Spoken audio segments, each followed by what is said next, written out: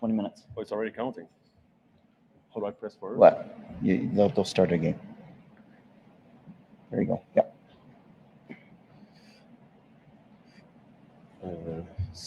Hi everyone. My name is Marco Roque. I'm the CEO of Cassiar Gold. I would just like to bring your attention to the 4 local statements which I will be making today. Cassiar Gold, we are a Canadian explorer listed on the TSX-V, GLDC, and OTCQX in the US, CGLCF. We are lucky enough to control the entire Cassiar Gold District. We have 59,000 hectares, 100% owned, and we already have a significant resource there. It's a 1 million ounce resource, most of it less than 100 meters deep, so very, very shallow. And also, very excitingly, 5 kilometers south, we have a high-grade vein system, which is discrete veins, 2 to 3 meter thick, 15 to 25 gram per ton material, which are open along strike, and that's really the focus for the exploration program this year. The 1 million ounce resource is actually open laterally in all directions, so there's a lot of exploration upside there, and again, very, very close to surface. So we have that 15,000 meter program this year, focused mostly on the high grade. Actually, we've completed already 4,000 meters on the around Taurus, the 1 million ounce resource, with the balance of it going to the high grade. In addition to that, we are in a very safe mining jurisdiction. We're located in northern BC. We also have quite a bit of infrastructure. We have fully permitted and fully owned 300 ton per day mill on site. We have mine permits. We have Highway 37 bisecting our property. We have multiple property access roads. We also have dozens of kilometers of underground workings. So we're very, very fortunate on that front because we're also a past producer. We have a world-class leadership team as well. We have names like Steve Letwin as our chairman, Doug Kerwin, Chris Stewart, David Rees, Steve Robertson, just to name a few. Very high insider ownership. Insiders own over 3% of the company's shares, and we're growing and aggressively buying on the open market as we speak. In addition to that, we are very committed to sustainability. It's a big topic these days. It's something we've been doing quite a bit.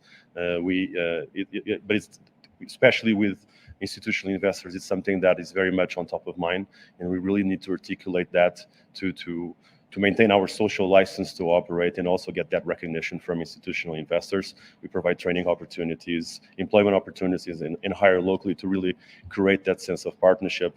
And then more excitingly, we are very, very attractively valued.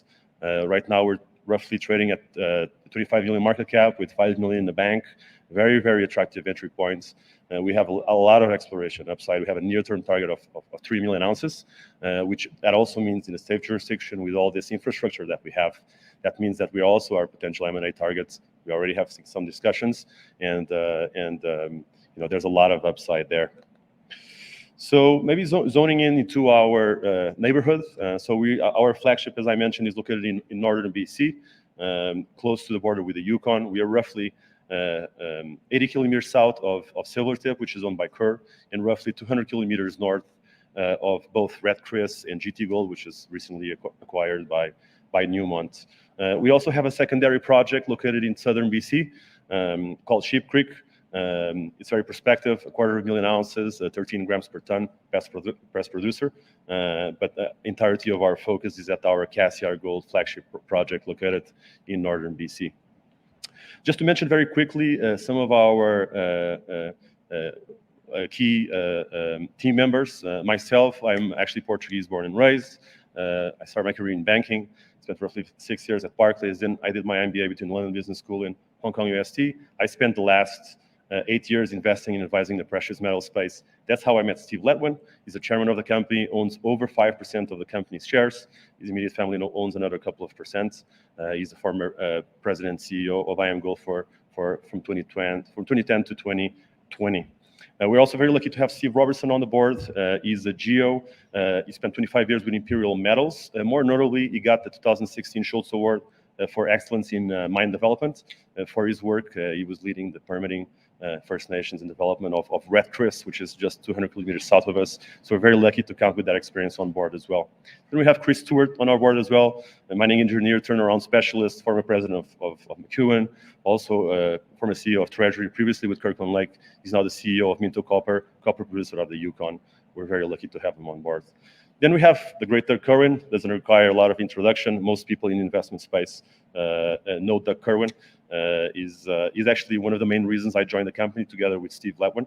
And we're also, very lucky to have his endorsement and support for our project. He also brought in a very special person, David Rees. He's one of our technical advisors, a structural geologist, one of the foremost orogenic gold experts in the world. Consults for the biggest for the majors and the biggest orogenic gold mines and deposits in the world, which is the type of deposits that we have. So we're very, very lucky to have him very engaged and very present with our team in supporting us as well. Then we have James Maxwell. He's the exploration director for Sabina Gold and Silver, nearly 10 million ounces in exploring in the Arctic Circle. That's where our VP of exploration, Casey Gladwin, comes from. So they've clearly done before. We have a very strong team. Actually, just been supplemented with Shirley Anthony, who joins us as the VP of Communications IR just 2 weeks ago. So the team keeps on getting better. Very quickly, in terms of our capital structure, we have 60 million shares outstanding. I think as of this morning, we're trading at 43 cents. That's 25 million market cap with 5 million in the bank in a very healthy cash position. We also have coverage from Red Cloud. David Talbot brought us up earlier this year with a price target of $1.50. Then we also have really good, as I mentioned before, insider, advisor, board ownership with over 3%. I myself bought 500,000 shares on the open market the first half of this year. So that really shows how much, and same as other insiders, it really shows how much commitment and belief we have for this project going forward. We also have a very healthy institutional shareholder base. You can see some of the names there, names like Crescat Capital, Commodity Discovery Fund, Spot, Emerging Markets Capital, Bilingual, Terra Capital, just to name a few.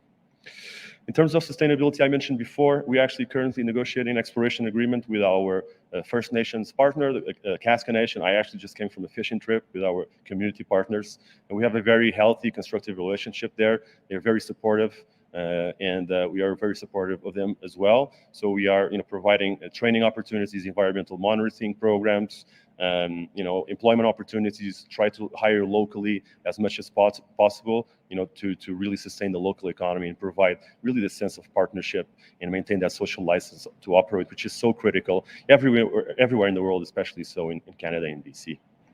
So very quickly, in terms of the overview of our Cassiar flagship project, we have a very large land package, 59,000 hectares. We control the entire Cassiar district. It's 100% owned orogenic gold system. And we have, coming from the south, we have Highway 37 bisecting our property in half, separating Cassiar North from Cassiar South. For the most part, Cassiar North is 1 to 2 grams near surface, bulk-tonnage, open pitable targets, like our million-ounce resource at 1.43 grams per ton at Taurus. And South Cassiar, or Cassiar South, for the most part, is a high-grade, discrete gold veins, slightly different, 15 to 25 gram per ton material, very, very high-grade, 2 to 3 meter thick veins that, for the most part, are open along strike and are the focus of the exploration campaign this year of our 15,000 meter program. We also have a 300 ton per day permitted mill, fully owned and permitted. We also have mine permits. We have dozens of kilometers of property access roads. Actually, you can drive on the paved highway all the way from Vancouver and park your car on top of the million-ounce deposit without ever leaving a paved road. So we have amazing access, and which is great to see. In addition to that, we also have over 25 kilometers of underground workings that connect surface all the way to our high-grade resource at Cassiar South, which is the focus of the exploration campaign, looking for extensions in those high-grade veins. This picture here shows you a little bit of our property. So this is taken from Lucky, just north of that 15-kilometer belt, which is the focus of our exploration. So looking south along that yellow dash line, it's more or less where Highway 37 runs through. We have the mill, we have the 3 people camped there, supplemented this year with a couple of sleepers to comply with the COVID protocols and social distancing. Then on the left, we have Taurus there, the Taurus deposits, where we can exit via the Cassiar Road, which is a dead-end road that goes to the old closed-down open-pit asbestos mine called the Cassiar Asbestos Mine. And at the end, you can see basically the alpine targets on South Cassiar on the high grade. That's where the focus of the exploration campaign this year goes to.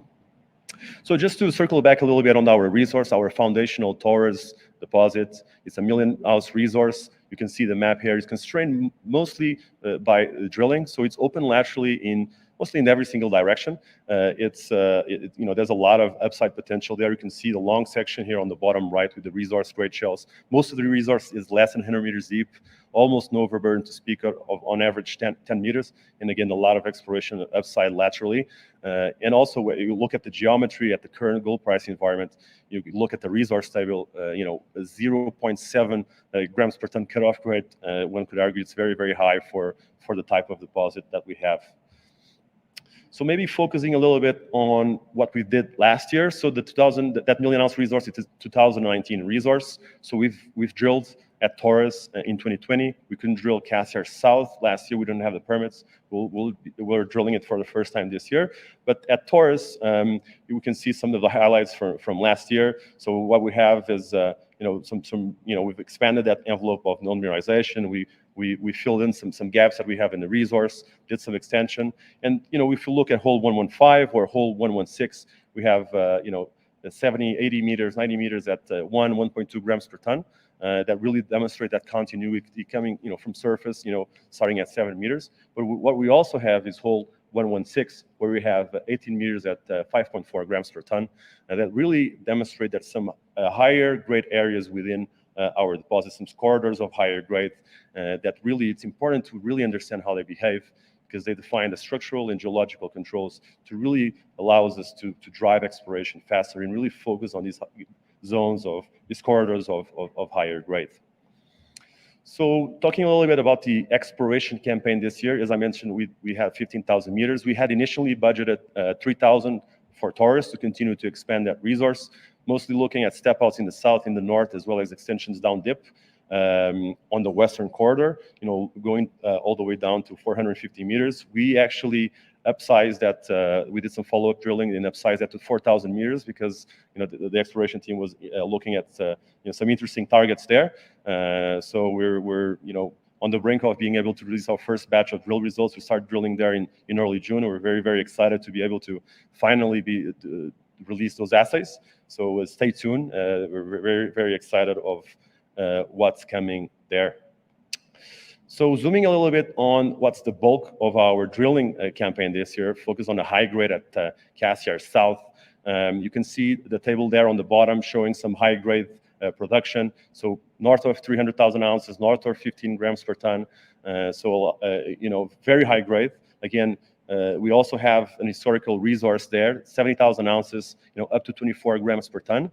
That is historical resource, not included in our 483-101. But that's really the focus of the exploration campaign, looking to add extensions there and making that resource a lot bigger. And we're talking about, turning that 70,000 ounces into 150,000 ounces, 300,000 ounces, 600,000 ounces at 24 grams per ton. You can really imagine the torque that has in the potential re-rate of the company, as we already have a permitted mill, we have mine permits, and it's really, really high grade.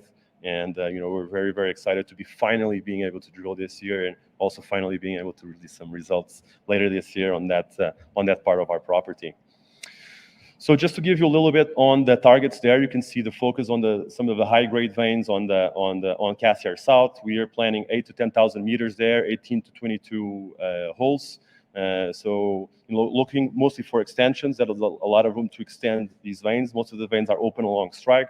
There's also the potential for parallel veins, and also the potential for stacking, given that mineralization across the property, including here at Cassiar South, it's horizontal. So most orogenic gold systems, you got a vertical ore body, so you kind of mine it down. Here, what we have is horizontal ore body, so it has been mined horizontally. But what that creates is not only it's easier to mine, but more importantly, you have this layering of caking effect. So you have a layer of mineralization, you have a mafic unit, another layer, so you have layer of mineralization 100 meters, layer of mineralization 300 meters, layer of mineralization 500 meters. And as you can imagine, at 24 grams per ton, you can really go really deep and still be very, very economic with these types of veins, especially when you have all the infrastructure and underground workings coming from surface, connecting you to that high-grade resource. This, just to kind of wrap it all up in terms of where we see the exploration potential.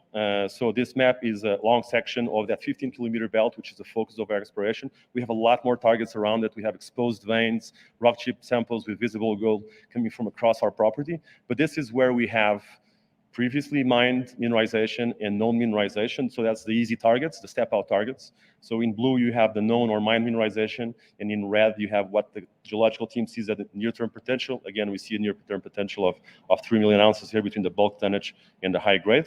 So a lot of potential to grow at Taurus, at Lucky, as well as on the South Cassiar side, we have the extensions of the veins, the potential for parallel veins, as well as the potential for stacked veins. So really, really increases the potential of the high-grade system, which is, as I mentioned before, has really the potential to completely and aggressively re-rate the company.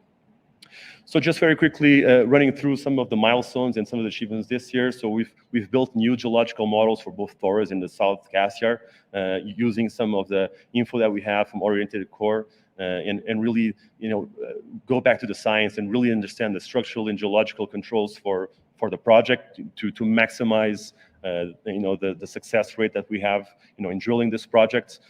Steve Ledwin, our largest individual shareholder and chairman, was appointed as chairman in March this year. We also added Steve Robertson early this year, which I've mentioned before. We've uplisted to the OTCQX early this year in the United States as well. Improved liquidity. And, in June, we've opened camp and we started drilling in early June with the first rig at Taurus, and then later the second rig arrived in mid-June. And now we have both drill rigs at South Cassiar on the high grade. So we have a lot of opportunities here. We'll have a marketing campaign. We have a lot of conferences going forward. We are quite undervalued for what we have, so there's a potential re-rate there. If we add the exploration upside that we have a lot, we can see a really potential aggressive re-rate going forward. I can't wait to release those results and really drive that share price up going forwards. Just to give you a sense of valuation as well, we have some comparables here. We have, our enterprise value per ounce on the ground is really low, and that ignores drilling from last year, drilling for this year, and the exploration upside that we have, which is substantial. So I think, we are a very, very good value. Certainly insiders think that too. We are aggressively buying on the market and increasing our positions. So I would, ask you to have a look as well, and I think you'll find it very compelling as well. And just to summarize and to wrap things up, we have already a significant resource, a 1 million ounce resource with substantial growth upside. We have that near-term target on the 3 million ounces between the bulk tonnage and the high grade. We are in a safe mining jurisdiction. We have a lot of infrastructure. We have mine permits, we have permitted mill, we have property access roads, we have underground workings. So we tick a lot of those boxes. We have a world-class leadership team that just keeps on getting better. I'm very, very proud with the team that we have, and very, very lucky to be surrounded by this caliber of people. And we are also very lucky to have a great community partners that are very, very supportive of our projects. We need to maintain that social license to operate is critical for us, and I'm very, very happy with that relationship. Again, just came from that fishing trip. It was a great trip. And, and then more importantly, we're very, very attractively valued. As of now, we have a great, I think we have a great valuation just on what we have. And we have a very, very busy news flow coming up with the drill assays stacking up very, very quickly. And so the next few months are going to be very, very exciting. And hopefully you can drive that share price much, much higher. And I'm really looking forward to that. So I guess that's it. Thank you, Marco. Thank you very much. Do we have questions from the audience?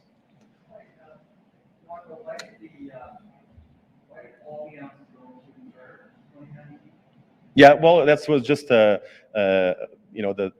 measure of distance between drilling and the confidence level of the work of the 43-101 report that was provided. The thing is that our property was actually only consolidated as a district land package back in 2009.